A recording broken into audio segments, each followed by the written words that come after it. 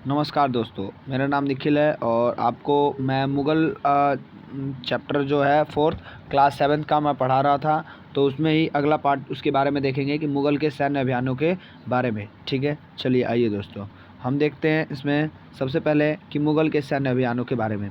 ये यहाँ पे ये मुग़ल जो सैन्य अभियान है, प्रथम मुग़ल शासक बाबर ने 1526 से 1530 ने जब 1494 में फरगान राज्य का उत्तराधिकारी प्राप्त किया तो उसकी उम्र केवल 12 वर्ष की थी। यानी कि जब बाबर 1494 में फरगान राज्य का उत्तराधिकारी बने तो कितनी उम्र थी उनकी? सिर्फ 12 वर्ष की थी।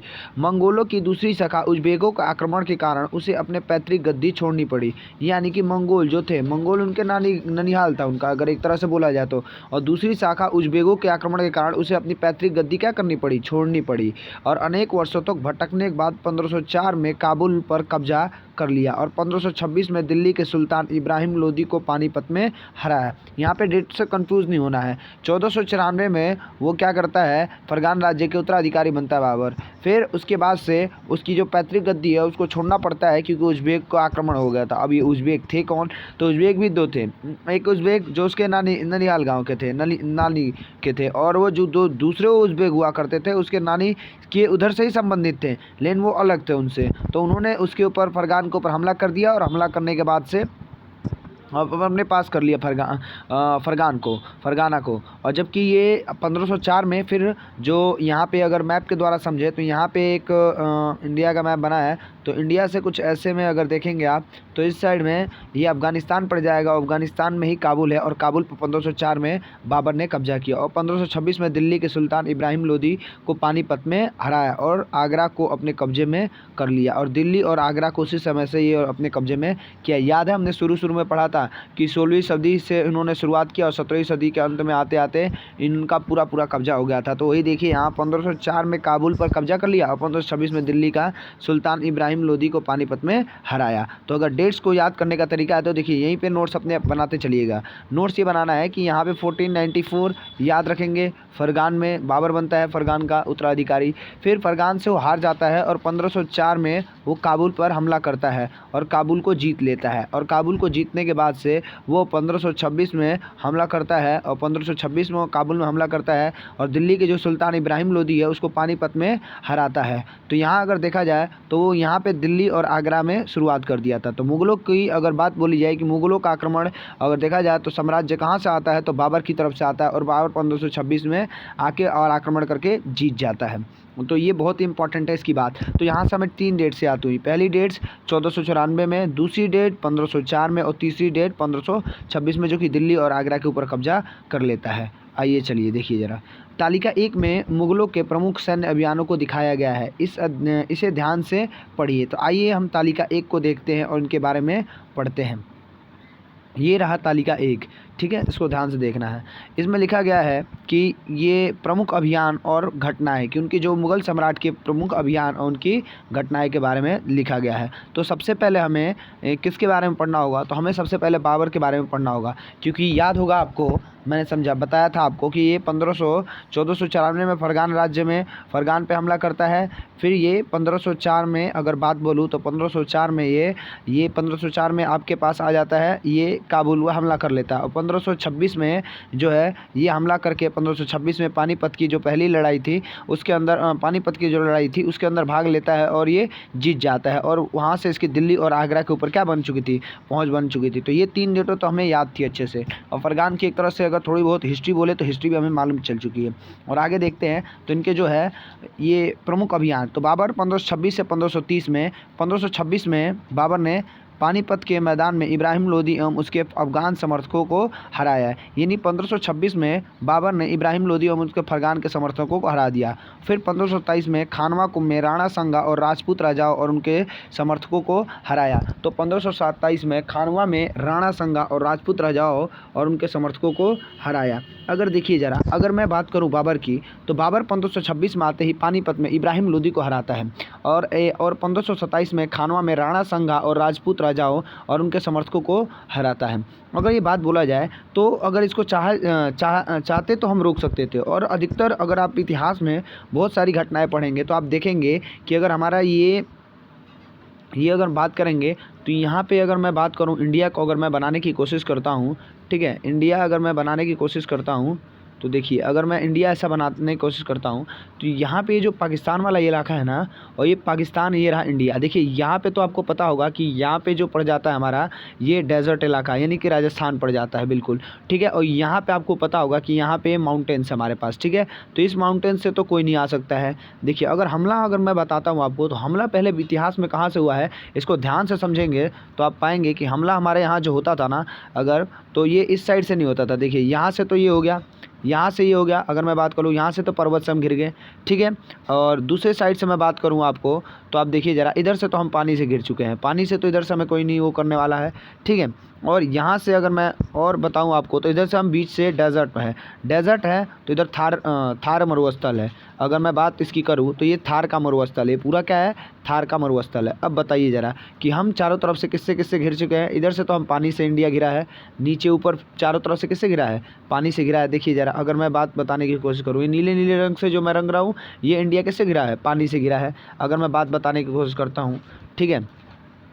और इसमें अगर आप देखेंगे तो यहाँ पे हम किससे घिर चुके हैं, यहाँ पे हम जो घिर चुके हैं वो घिर चुके हैं, ये नीचे से हो गया पानी, ये पानी वाला हिस्सा हो गया, ऊपर ये हरा पर्वत हो गया, और बीच में ये है, ये बीच में हो गया मरुस्थल हो गया। तो जब भी हमला हुआ है इस ये जो छोटा सा एक राज्य है यहाँ पे आपको देखेगा ये पंजाब है, पंजाब से होते हुए कोई अगर लड़ाई किया है तो किया है। मेन दिक्कत यही है क्योंकि अगर देखेंगे पानीपत में तो ये पंजाब हरियाणा होते हैं, क्योंकि यही एक मैदानी इलाका था जहाँ पे वो लोग आसानी से आके लड़ सकते थे। और इसीलिए जितने भी शासक आए ना सारे के सारे यहीं लड़ा करते थे। और यहाँ लड़ने का एक बेनिफिट भी है, आप देखिए, आप अगर अपनी सेना को लेके आएंगे तो आप, क्योंकि उस टाइम पे अच्छी नेवी नहीं हुआ करती थी, तो आप नेवी के रास्ते तो आ नहीं सकते हैं, इधर से तो रास्ता बंद है, इधर से भी रास्ता बंद है। और इधर में आप देखेंगे तो इधर में 6-6 किलोमीटर लंबी लंबी पहाड़ियाँ हैं, तो इसको पार कर पाना असंभव है। और इसमें भी 3 पहाड़ियाँ हैं, ठीक है, हिमाचल है, हिमाद्री है और शिवालिक है, तो इनको पार कर पाना आसान बात नहीं है। और बीच से और यहाँ से मरुस्थल है, सेना लेके आनी है अब। तो जब होता था लड़ाई इसी एंड पे होता था भारत के, और ये जो पंजाब और ये हरियाणा वाला एरिया बच जाता ना, इसी एरिया में लड़ाई हुआ करता था। और ये देखिए लड़ाई करने के 2 फायदे थे। अगर मैं एक बात बोलूँ आपको लड़ाई करने के, तो यहाँ से क्या होता था, अगर कोई अपनी आर्मी लेके आता भी था, चाहे बाबर हुआ चाहे कोई और भी हुआ, तो ये लोग आर्मी अपनी लेके आया करते थे। तो आर्मी में ये होता था कि अगर मान लीजिए कि ये अपनी आर्मी इधर से लेके आए, पूरी आर्मी आ गई इनकी, जब ये पूरी आर्मी आती थी तो यहाँ से देखिए अगर यहाँ से कोई राजा हारता भी है, इन द केस ऑफ हारता भी है, तो राजा पीछे की ओर भाग सकता है और इसको बैक सपोर्ट भी पीछे से मिल सकता है। और इंडिया में भी जो अगर कोई राजा यहाँ लड़ रहा है तो पीछे से आगे आके हमला कर सकता है, और हारता है तो पीछे की ओर जा सकता है, तो इससे फ़ायदा होता था। इसीलिए हर बार पानीपत की, अगर कोई पूछता है पानीपत की ऐतिहासिक लड़ाई क्यों मानी जाती है, अधिकतर जगहों पर पानीपत में ही लड़ाई होती है। तो पानीपत की लड़ाई का मतलब मेरे हिसाब से आप समझ गए होंगे कि पानीपत की लड़ाई क्यों होती है। क्योंकि आपको अगर मैं बताऊं तो पानीपत की लड़ाई को आप अच्छे से समझ गए होंगे कि हर बार पानीपत में ही लड़ाई क्यों होती है। मेरे हिसाब से आप समझ चुके हैं। तो अब देखिए ज़रा, अब आगे हम देखेंगे। तो आपको बताया मैंने कि ये रहा अपना इंडिया, और इंडिया के कॉन्टेक्स्ट में यहाँ पे इधर में तो समुद्र पाया जाता है, और इधर में बाकी चीज़ें पाई जाती हैं, और इधर में इंडिया रहा, और इधर में ये सारी चीज़ें हैं, और इधर में पहाड़ पाए जाते हैं, और यहाँ पे रेगिस्तान है। और इसकी वजह से ये बीच वाले इलाके में ही हमला करते थे, और ये पानीपत पड़ता था, और यहाँ से बैकअप से आसानी से पीछे जा सकता था। तो ये तो रहा हमारा कि हम कैसे लड़ सकते थे। और इसी में क्या हुआ कि इब्राहिम लोदी हारते हैं। तो इब्राहिम लोदी के हारने के बाद से क्या होता है कि खानवा में राणा संगा हारता है, और राजपूत राजाओं और उनके समर्थकों को हराया, और उनके समर्थकों को भी ये हराता चला जाता है बाबर। और उसके बाद से देखा जाए तो हमारी आपसी मतभेद के कारण ही हम फूटे नहीं रहते हैं। हमारे में क्या होता है कि आखिरकार लास्ट में राजाओं को हरा देते थे, और आपसी मतभेद में हम राजा एक दूसरे से लड़ नहीं पाते थे, हम लोग सिर्फ बाहर वालों को मारने लगते थे। इसकी वजह से हमारी अधिकतर हार हो जाया करती थी। और 1528 में चंदेरी में राजपूतों को हराया। तो देखिए 1526 की बात करता हूँ अगर मैं, 1526 में तो ये पानीपत की लड़ाई में इब्राहिम लोदी को हराता है। फिर 27 में अगर मैं बात करूँ तो 27 में खानवा में राणा संगा को हराता है। राणा संगा बहुत ही मजबूत आदमी हुआ करता था। ऐसा माना जाता है कि उसके शरीर में बहुत सारे छेद भी हो गए थे, उसके बावजूद भी वो दुश्मनों से अपने लड़ता रहा। और 1528 में चंदेरी में राजपूतों को हराया जाता है। ठीक है। तो ये 3 लड़ाई उसने लड़ी। 26 में ये पानीपत की लड़ाई, 27 में खानवा की और 28 में राणा संगा के साथ राजपूतों की लड़ाई करता है और अपनी मृत्यु से पहले दिल्ली और आगरा में मुगल नियंत्रण स्थापित करता है। यानी अपनी मृत्यु के पहले ही ये अपना आगरा में नियंत्रण स्थापित कर चुका था। अब आइए हुमायूं के बारे में पढ़ते हैं, क्योंकि आपने मैं बता चुका हूँ कि भज शाह बार बार रिवीजन इसीलिए कराता हूँ। बाबर, हुमायूं, अकबर, जहांगीर, शाहजहाँ और औरंगजेब। तो देखिए बादशाह के बारे में तो हमने पढ़ लिया, अब हमारी बारी है हुमायूं के बारे में पढ़ने की। चलिए आइए देखते हैं हुमायूं के बारे में। 1500 अगर इसको बोला जाए तो एक थोड़ा सा अगर मैं बोलता हूँ तो थोड़ा सा बेवकूफ़ टाइप का भी हम कह सकते हैं इसको, थोड़ा सा बेवकूफ़ी करते थे। देखो जरा, हुमायूं 1530 से 1540 और 1555 से 1556 में राज किया। 1530 और ये बीच में आप सोच रहे होंगे कि गैप क्यों हो गया, तो इसके बारे में आगे की कहानी हम पढ़ेंगे। अब देखिए ज़रा, हुमायूं ने अपने पिता की वसीयत के अनुसार जायदाद का बंटवारा किया और प्रत्येक भाई को एक प्रांत मिला और इसके भाई मिर्ज़ा कामरान की महत्वाकांक्षी के कारण हुमायूं अपने अफगान प्रतिद्वंदियों के सामने फीका पड़ गया।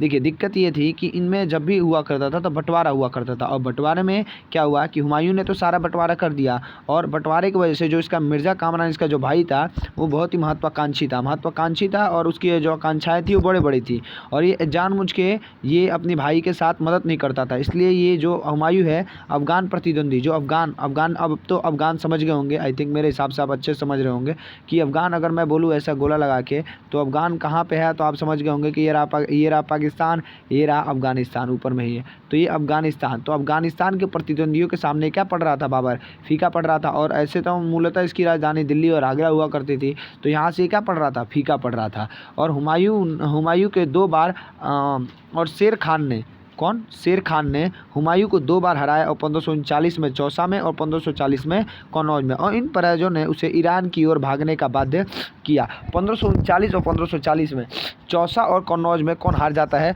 तो हुमायूं हार जाता है। हुमायूं के हार का कारण अगर कोई पूछता है आपसे कि हुमायूं के हार का कारण क्या रहा था, तो हुमायूं का हार का कारण था कि उसका भाई उसका साथ नहीं देता था। और एक कहानी आपको बताना चाहूँगा कि जो शेर खान है ये हुमायूं के साथ लड़ा तो था 1539 या 1540 में चौसा में कन्नौज में। ये एक बार शेर खान से लड़ा था तो शेर खान ने इसको बहुत ज़्यादा मारा था, हालांकि वो बच गया था, ठीक है, उस टाइम पे, और भाग निकला था वहाँ से। और वो कहाँ चला जाता है, ईरान की ओर चला जाता है। ईरान में हुमायूं ने सफ़ाविद शाह की मदद ली, और ईरान में हुमायूं किसकी मदद लेता है, सफ़ाविद शाह की मदद लेता है। अब ये कहाँ जा चुका है, ईरान में जा चुका है, ठीक है।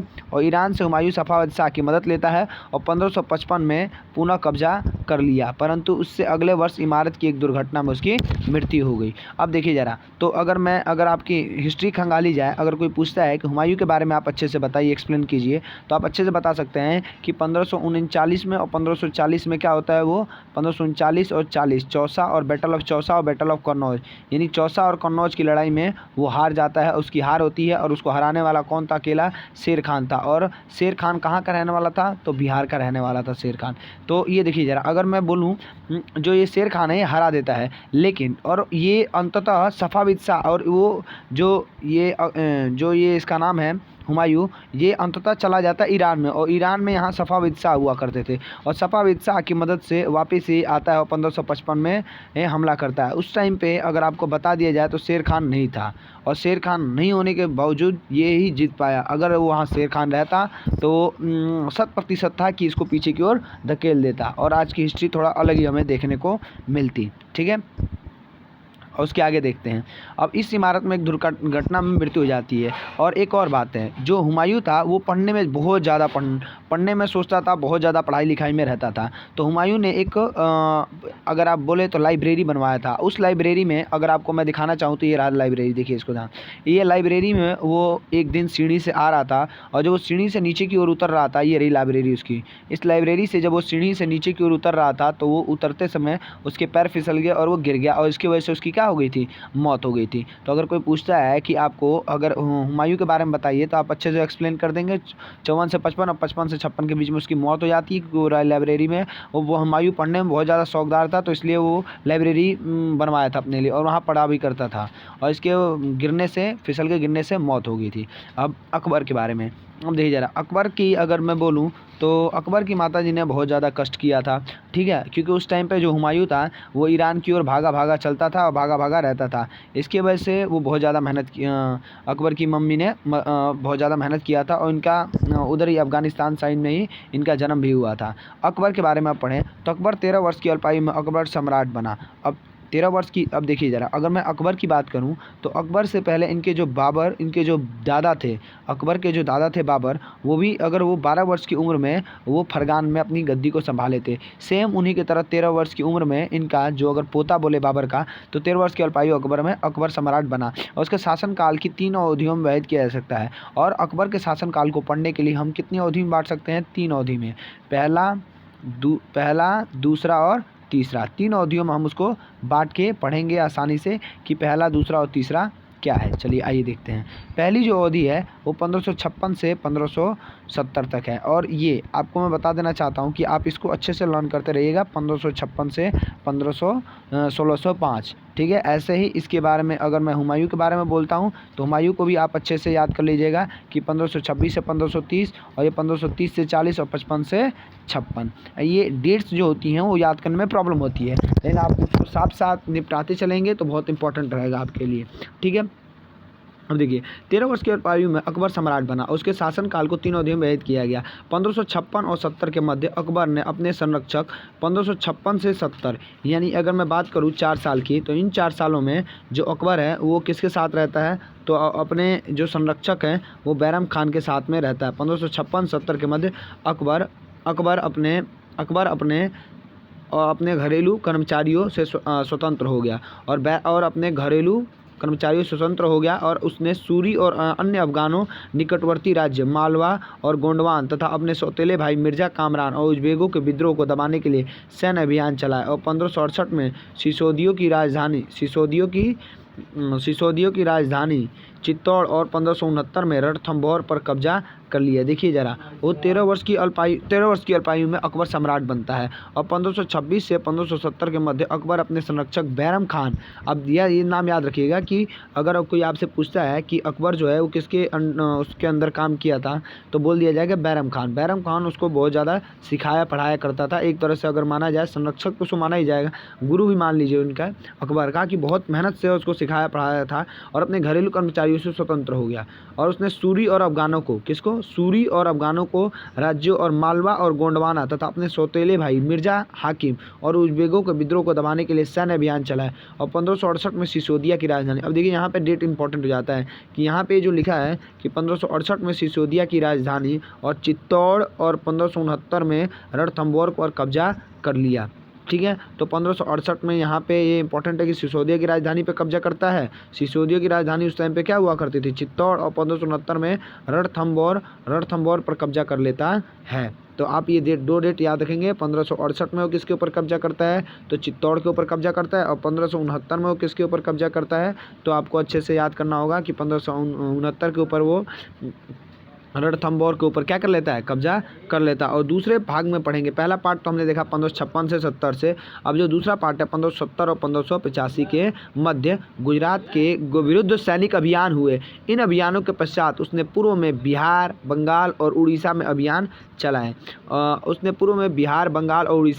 चलाए और 1579 से 80 में मिर्जा हाकिम के पक्ष में हुए विद्रोह ने और जटिल कर दिया। अब देखेंगे तो इनके 3 पार्ट हमने पढ़ा, 56 से 70 में वो बैरम खान के संरक्षण में भी रहते हैं और साथ में 4 साल वो बैरम खान के संरक्षण में भी रहे। और फिर देखा जाए तो इधर में 70 से 85 में इनका अलग 2-2 करके हम पढ़ेंगे। तो पहला स्लॉट तो हम पढ़ चुके हैं। पहले स्लॉट में 2 अच्छी बातें हुई कि इन्होंने 1568 में, अगर इसको शॉर्ट में भी लिख रहा हूँ, 1568 और 1568 में और 69 में ये क्या करते हैं कि चित्तौड़ और रणथंभौर पर क्या कर लेते हैं? अपना चित्तौड़ और रणथंभौर पर कब्जा कर लेते हैं। और यही अगर देखा जाए तो 1570 से 85 के बीच में, तो देखिए आइए हम पढ़ते हैं कि 1570 से 85 के मध्य गुजरात के विरुद्ध सैनिक अभियानों हुए और इन अभियानों के पश्चात उसने पूर्व बिहार, बंगाल और उड़ीसा में अभियान चलाया और उस 1579 से 80 में मिर्जा हाकिम के पक्ष में हुए विद्रोह ने और जटिल कर दिया। और ये जो मिर्जा हाकिम के साथ इनका अधिकतर विद्रोह चलता रहता था, ठीक है, क्योंकि इनके सौतेले भाई हुआ करते थे। अब कहेंगे सौतेले भाई, तो ये लोग मुस्लिम हुआ करते थे और बहुत सारी शादियाँ भी किया करते थे, और पहले के राजा महाराजा खास करके बहुत सारी शादियाँ भी किया करते थे। और अगर आप देखेंगे तो 1585 से 1605 के मध्य अकबर ने साम्राज्य का विस्तार हुआ और उत्तर पश्चिम में अभियान चलाए गए। अब आप सोचते होंगे कि उत्तर पश्चिम है क्या, तो देखिए अगर मैं बात करता हूँ ऐसे, अगर पूरे वर्ल्ड के कॉन्टेक्स्ट में बात करता हूँ तो आप उत्तर पश्चिम को समझिएगा ज़रा ध्यान से, ठीक है। आप उत्तर पश्चिम को ध्यान समझिएगा। अगर मैं यहाँ पे अगर मैं बात करूँ कि अगर देखिए उत्तर पश्चिम का सीन क्या होता है, ऊपर में नॉर्थ हो जाता है और इधर में साउथ हो जाता है। इसको हम बोल देंगे हिंदी में उत्तर, इसको बोल देंगे इंग्लिश में हिंदी में दक्षिण। इसको अगर देखा जाए तो ईस्ट हो जाता है और ये क्या हो जाता है, वेस्ट हो जाता है, ठीक है। ये नॉर्थ साउथ ईस्ट वेस्ट, ठीक है। अगर यही मैं इंडिया के कॉन्टेक्स्ट में बात करूँ, किसके कॉन्टेक्स्ट में बात किया जाए, इंडिया के कॉन्टेक्स्ट में बात किया जाए, तो ये रहा भारत, ठीक है। और ये भारत ये रहा, अगर मैं, ठीक है, अगर देखा जाए तो देखिए यहाँ पे जो ऊपर वाला हिस्सा हो जाएगा नॉर्थ हो जाएगा, नीचे वाला साउथ, इस साइड वाला ईस्ट और इस साइड वाला वेस्ट हो जाएगा। अगर मैं नॉर्थ हिस्से की बात करूँ तो अगर कोई आप मेरे से कहता है कि ये जो है ये जो है इसमें कि ये कौन सा हिस्सा होगा, तो उत्तर हो जाएगा। ये कौन सा हो जाएगा, पूरब हो जाएगा। ये कौन सा हिस्सा हो जाएगा, तो दक्षिण हो जाएगा। ये कौन सा हिस्सा हो जाएगा, तो पश्चिम हिस्सा हो जाएगा। अब देखिएगा ज़रा ध्यान समझने के लिए, अब ये जो है इसमें ये पश्चिम हो जाएगा। कोई मेरे से कहता है कि उत्तर पश्चिम, तो मैं कह सकता हूँ कि ये नॉर्थ है। अगर मैं इसको स्केल में काट दूँ तो ऐसे बांट देता हूँ, ये नॉर्थ हो जाएगा, ईस्ट हो जाएगा। अगर मेरे से कोई बोलता है कि नॉर्थ ईस्ट, क्या बोलता है, नॉर्थ ईस्ट कहाँ पे है आप बताइए मुझे, तो मैं आसानी से उनको बता सकता हूँ किसी भी आदमी को कि ये रहा नॉर्थ ईस्ट, यानी कि ये उत्तर रहा और ये पश्चिम रहा। तो अगर कोई मेरे से पूछेगा कि हाँ आप चलिए बताइए इंडिया में नॉर्थ ईस्ट में कौन से स्टेट आएंगे, तो आप आसानी से पहचान जाएंगे कि ये रहा हमारा नॉर्थ ईस्ट। क्या रहा, नॉर्थ ईस्ट। अगर मेरे से कोई पूछने की कोशिश करता है कि आप चलिए बताइए कि ये साउथ और वेस्ट, अगर कोई पूछता है मेरे से साउथ और वेस्ट, देखिए साउथ तो कहाँ है, नीचे में है, साउथ नीचे में है और वेस्ट इस साइड में है, तो ये पूरा जो एरिया है ये क्या हो जाएगा, साउथ वेस्ट हो जाएगा। क्योंकि हिस्ट्री में आपको बहुत सारी दिक्कतें देगा, तो इसको पढ़ने और समझने के लिए बहुत आसानी होगी, तो ये बहुत ज़्यादा इंपॉर्टेंट हो जाता है हमारे समझने के लिए। अगर मैं कोई बोलता है कि आप चलिए बताइए नॉर्थ वेस्ट, तो नॉर्थ वेस्ट आपका ये नॉर्थ हो जाएगा और ये बच्चों वेस्ट हो जाएगा और ये ट्रायंगल बन जाएगा, और ये ट्रायंगल के अंदर जितने भी आ जाएंगे किस में आ जाएंगे बच्चों, नॉर्थ वेस्ट में आएंगे। उम्मीद है कि आपको समझ में ये सारी चीज़ें आ रही होंगी। अगर मैं कहता हूँ आपसे साउथ ईस्ट, क्या बोलता हूँ, साउथ ईस्ट, तो देखिए ज़रा अगर मैं साउथ ईस्ट की बात करूँ तो ये साउथ ईस्ट में ये वाला हिस्सा आ जाएगा। अगर मैं बात करूँ तो देखिए साउथ ईस्ट में ये वाला हिस्सा आ जाएगा, देखिए ये रहा साउथ, ये रहा साउथ, ये रहा ईस्ट और ये नीचे वाला सारा हिस्सा आ जाएगा। तो देखिए सिंपल सा तरीका है इसको करने का, याद करने का। अब सोचते होंगे आप लोग कि हर बार हमेशा अगर हम नाम लेते हैं तो हम देखते होंगे कि आप लोग, अगर मैं नाम भी ले रहा था तो नॉर्थ ईस्ट नाम ले रहा था, बहुत हल्का हल्का नाम ले रहा था। मैं कह रहा हूँ इधर में कि ये जो हिस्सा है ये नॉर्थ ईस्ट है, मैं बोल रहा हूँ कि नहीं बोल रहा हूँ, हर बार मैं ये बोल रहा हूँ। अगर मैं हिस्सा बोल रहा हूँ ये वाला, तो ये कौन सा हो जाएगा, नॉर्थ वेस्ट, हर बार मैं नॉर्थ वेस्ट। अगर मैं ये बात कर रहा हूँ, हिस्से की बात कर रहा हूँ, तो ये कौन सा हिस्सा हो जा रहा है, साउथ और वेस्ट हो जा रहा है। अगर मैं इस हिस्से की बात करूँ देखिएगा, तो मैं अगर इस हिस्से की बात करूँ तो देखिए इधर मैं बोलूँगा ये साउथ और ये कौन सा हिस्सा आ जाएगा, ईस्ट।